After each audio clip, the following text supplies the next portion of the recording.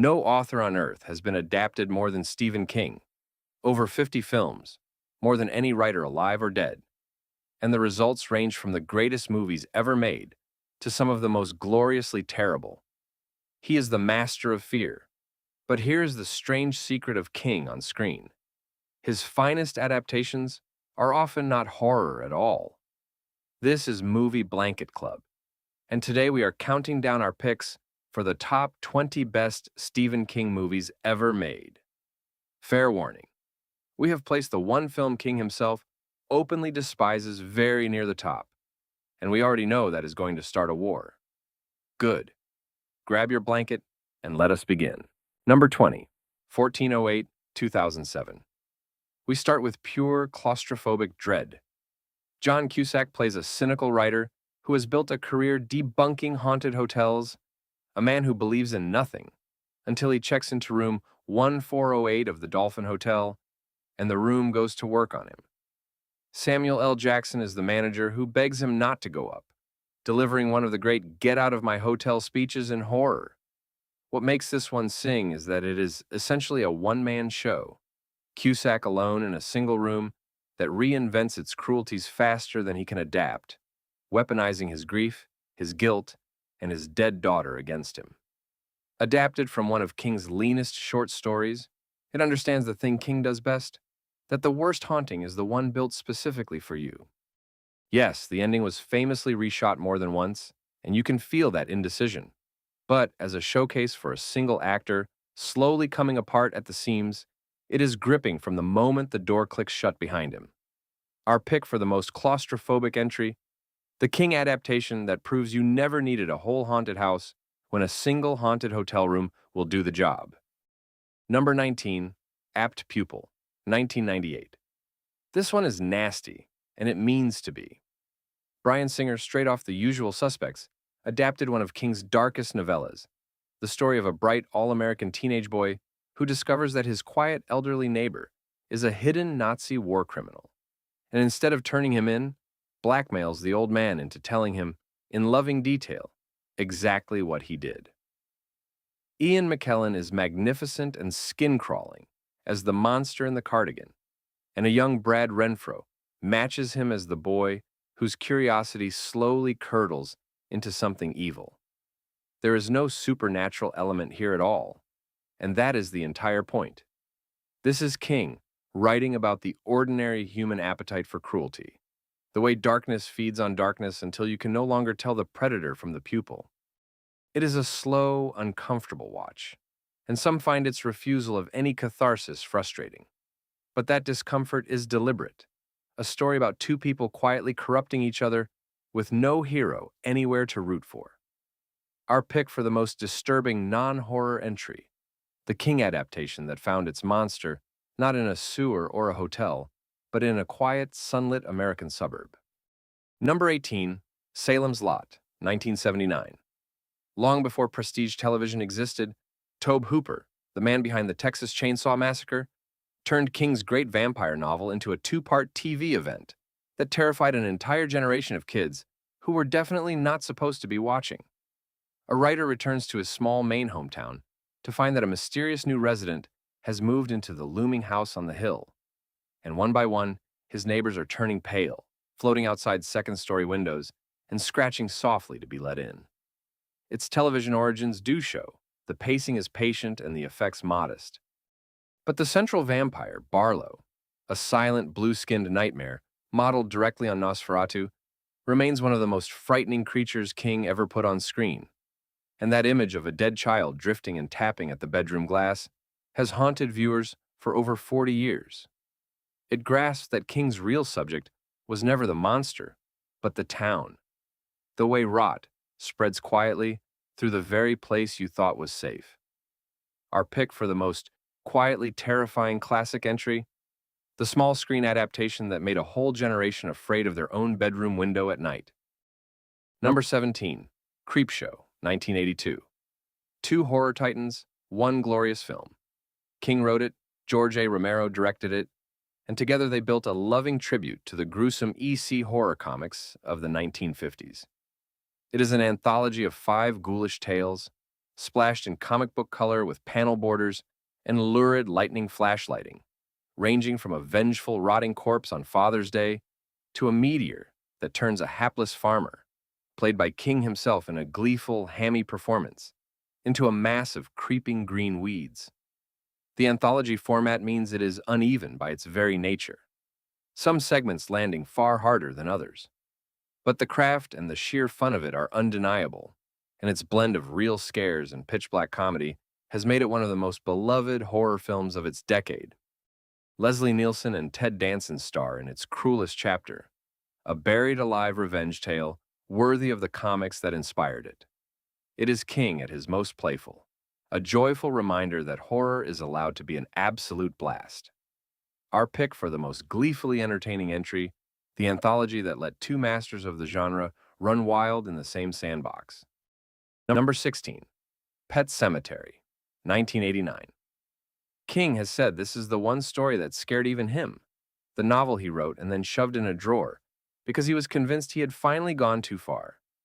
A young family moves to rural Maine and discovers an ancient burial ground hidden in the woods behind their home, a place where the dead do not stay dead.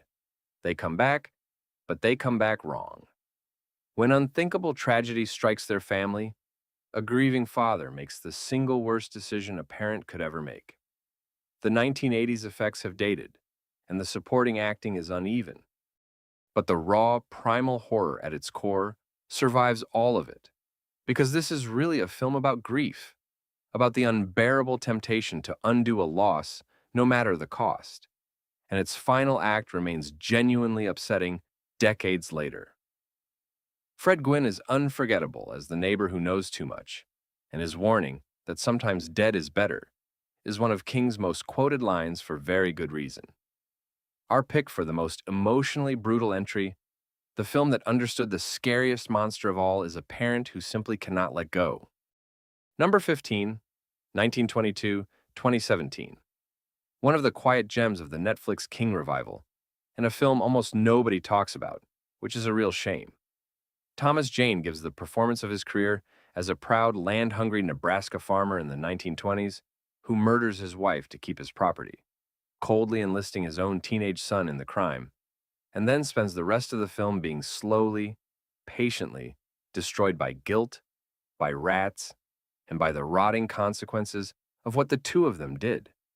It is a slow-burn period piece, deliberately paced and grim as the prairie dirt, and it demands patience from viewers raised on constant jump scares.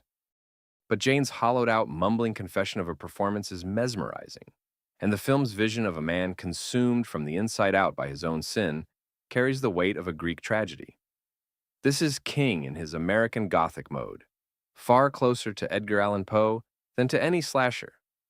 Our pick for the most underseen entry, the buried treasure of the King catalog that deserves a vastly bigger audience than it ever managed to find.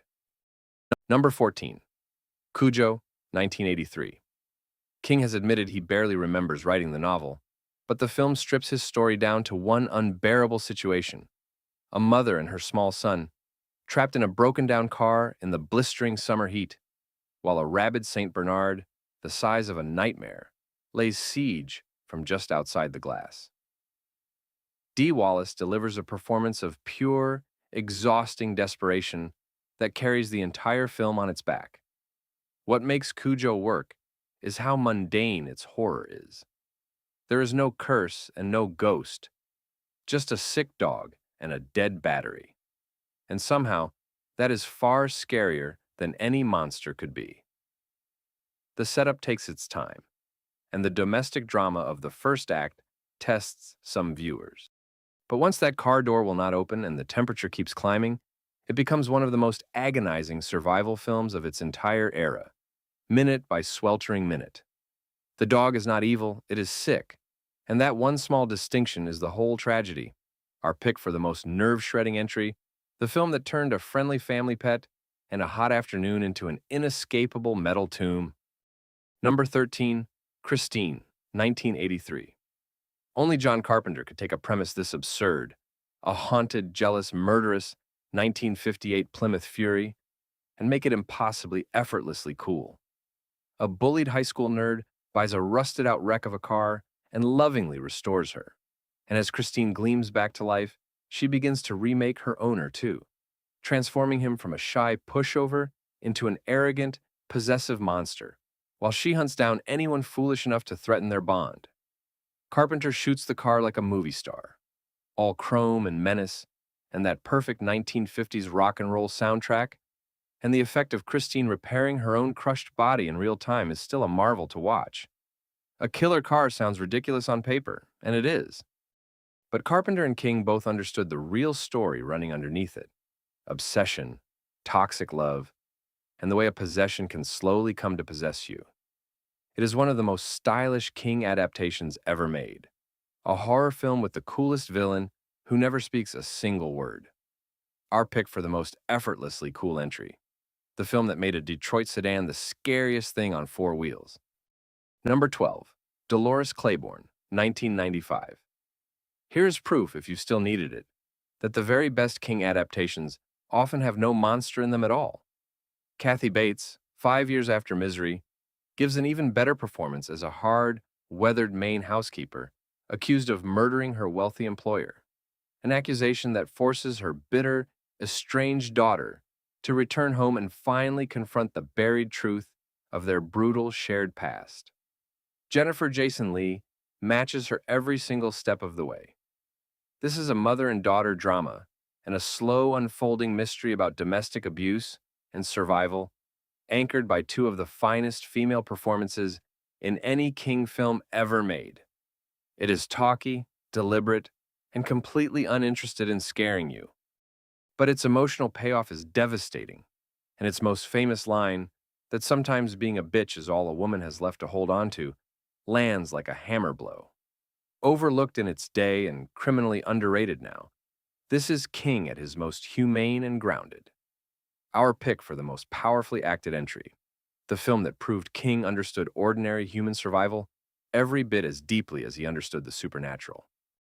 Number 11, Gerald's Game, 2017.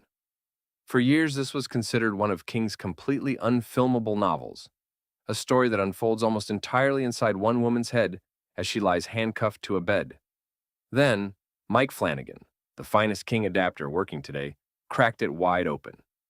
Carla Gugino is extraordinary as a woman whose husband dies of a sudden heart attack during a private game, leaving her chained to the bed in a remote lake house with no one for miles to hear her scream, forced to survive on nothing but her own splintering, hallucinating mind.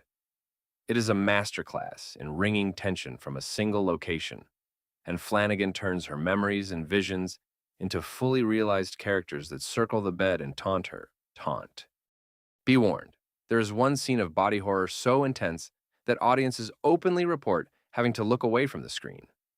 But that unflinching nerve is exactly what makes it work.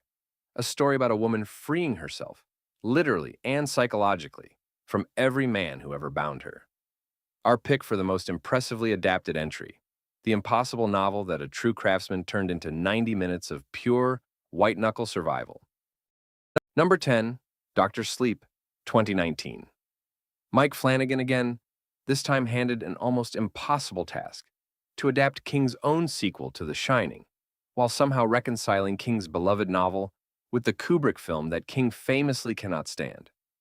That he pulled it off at all is a minor miracle.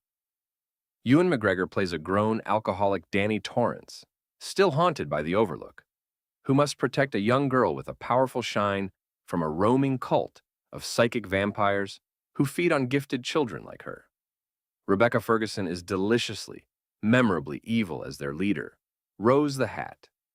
The film is long, and its climactic return to the Overlook Hotel will strike some as pure fan service. But it is heartfelt, ambitious, and deeply moving, a story about addiction, trauma, and healing wrapped inside supernatural horror, and it manages to honor both King and Kubrick without ever betraying either one. It is the rare legacy sequel that fully justifies its own existence. Our pick for the most ambitious modern entry: the film that walked an impossible tightrope stretched between two feuding masters and somehow managed to please them both. Number 9, The Dead Zone, 1983. Two legends, David Cronenberg, and Stephen King joined forces for what is secretly one of the most emotionally rich films that either man ever made. Christopher Walken, in a beautifully restrained and heartbreaking performance, plays a gentle schoolteacher who wakes from a 5-year coma to find that he can see a person's future and sometimes change it simply by touching their hand. It is far less a horror film than a genuine tragedy about a kind man cursed with a terrible gift, building toward a moral dilemma that feels more relevant with every year that passes. The question of what you would do if you shook a rising politician's hand and saw the end of the world. Martin Sheen is chilling as the smiling demagogue. Cronenberg reigns in his usual body, horror for something quieter, sadder, and more human. And Walken carries all of it with those haunted, mournful eyes. Our pick for the most soulful entry, the film that used King's supernatural premise to ask the very heaviest question of all, whether one good man could ever bring himself to stop a monster before it rises to power. Number 8, The Mist, 2007. Frank Darabont, the director who gave us Shawshank and The Green Mile, took a hard and unexpected left turn into pure despair with this one, and it has one of the most talked about endings in the entire history of horror. When a strange mist rolls into a small town, carrying nightmarish creatures from somewhere else, a group of terrified survivors barricades itself inside a supermarket and quickly learns that the monsters outside are nothing at all compared to what frightened people will do to one another inside. Marcia Gay Harden is absolutely terrifying as the religious zealot who whips the crowd into a bloodthirsty mob. The creature effects are strong, but the film's real horror is human, a study of how fast a society collapses into fear and fanaticism. And then there is that ending, an act of gut-punch cruelty so bleak that King himself said he wished he had thought of it first. We will not spoil it here, but it is the single reason this film is unforgettable. Our pick for the most devastating entry, the monster movie whose most monstrous thing in the end was other people. Number 7, Carrie, 1976. The one that started it all. The first ever Stephen King adaptation, and still, half a century later, one of the very best. Brian De Palma directed, and Sissy Spacek gives a raw, unforgettable, Oscar-nominated performance as a painfully shy, sheltered teenage girl, tormented mercilessly at school and abused at home by her fanatically religious mother, who discovers she has telekinetic powers at the worst and best possible moment, the night of the most catastrophic prom in movie history. Piper Laurie is both monstrous and pitiable as the mother. What makes Carrie endure is that underneath the horror, it is an aching story about bullying and cruelty, one that makes you love its lonely heroine so deeply that her final blood-soaked act of vengeance feels less like villainy than like tragedy. De Palma's split-screen prom sequence is a masterpiece of slowly building dread. That single image of Carrie drenched head to toe in pig's blood is one of the most iconic in all of horror. Our pick for the most influential entry, the film that launched a 50-year empire of adaptations and proved King's monsters were always, secretly just us. Number 6, IT, 2017. The film that shattered box office records and proved decisively that King was somehow bigger than ever. Andy Muschietti's adaptation follows the Losers Club, a group of bullied kids in small-town Maine in the summer of 1989, as they face a shape-shifting evil that surfaces every 27 years to feed on their deepest fears, most often wearing the grinning face of Pennywise the Dancing Clown. Bill Skarsgård completely reinvented the character for a new generation, all twitching menace and drooling glee. The film wisely leans just as hard into its coming-of-age heart as into its horror, and that Stand By Me warmth is exactly why it connected with millions of people worldwide. Some of its bigger scares do lean on loud digital jolts, but the chemistry of its young cast is pure magic, and Pennywise became an instant icon all over again. It is the rare blockbuster horror that remembers to make you truly care about the children before it starts terrifying them. Our pick for the most crowd-pleasing entry, the phenomenon that turned a child-eating clown into the single biggest horror star on the planet. Number 5, The Green Mile, 1999. Frank Darabont's second King masterpiece, and one of the most unashamedly emotional films on this entire list. Tom Hanks plays a Depression-era death row prison guard whose settled life is quietly upended by a new inmate, John Coffey, a gentle giant convicted of a horrific crime who possesses a miraculous, inexplicable healing gift. Michael Clark Duncan is utterly heartbreaking in the role that made him a star overnight. At over 3 hours, it is unhurried, and its streak of supernatural sentimentality is not for the cynical. But if you surrender to it, this is a devastating meditation on cruelty, compassion, injustice, and mortality, building toward an execution sequence so painful that audiences have never quite recovered from it.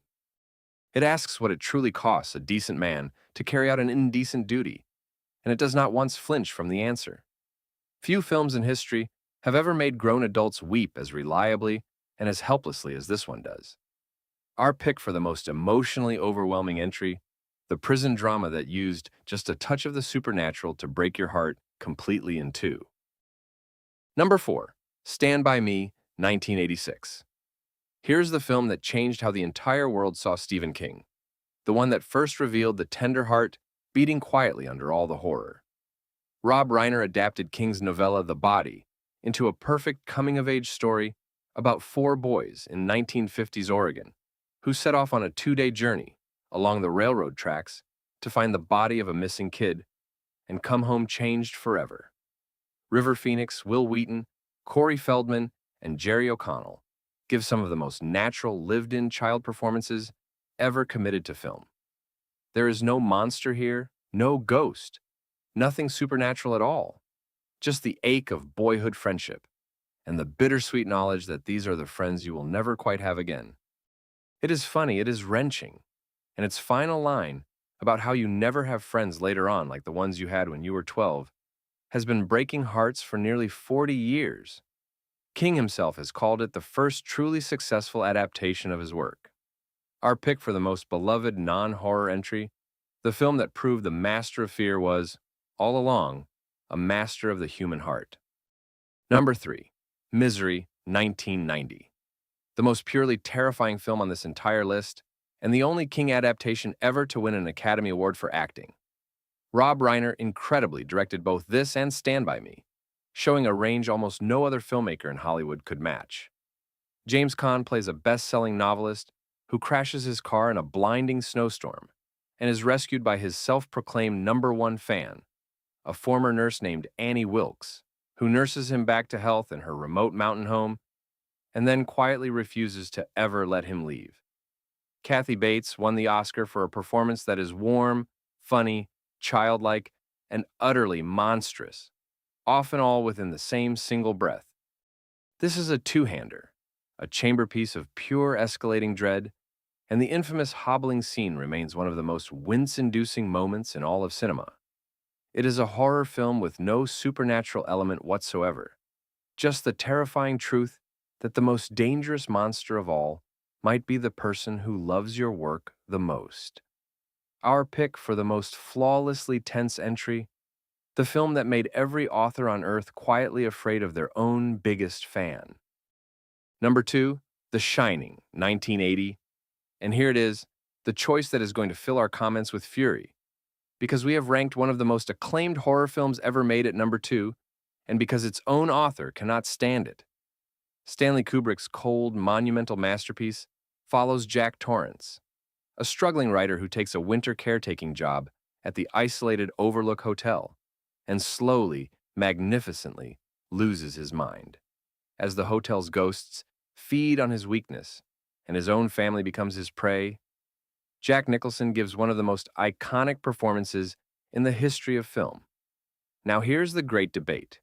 Stephen King has spent decades openly despising this adaptation, feeling that Kubrick gutted the warmth and the tragedy of his novel and turned Jack into a monster from the very first frame. And King has a real point. But as a piece of pure filmmaking, as an experience of dread and hypnotic terror, nothing else in the genre comes close to touching it. The endless corridors, the twins, the elevator of blood, the frozen hedge maze. It is a case where the film openly betrayed the book and became immortal anyway.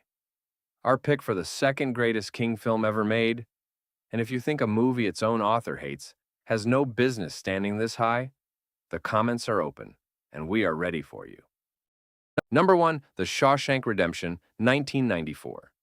It routinely sits at the very top of the greatest films ever made lists, above Casablanca, above The Godfather, and it began its life as a modest little Stephen King novella that almost nobody expected to become a legend.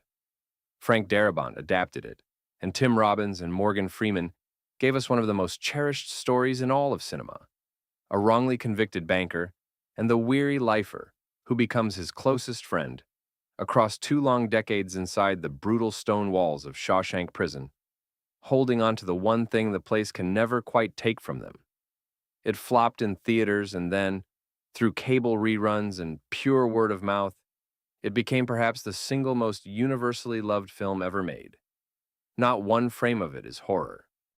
And that is the beautiful secret of Stephen King, that the man the whole world knows as the master of fear also wrote the most hopeful, humane, life-affirming story of his entire career, a film about patience, dignity, and the simple idea that hope is a good thing, maybe the best of things, and that no good thing ever truly dies. Our pick for the single greatest Stephen King film ever made, and honestly, one of the greatest films ever made, full stop.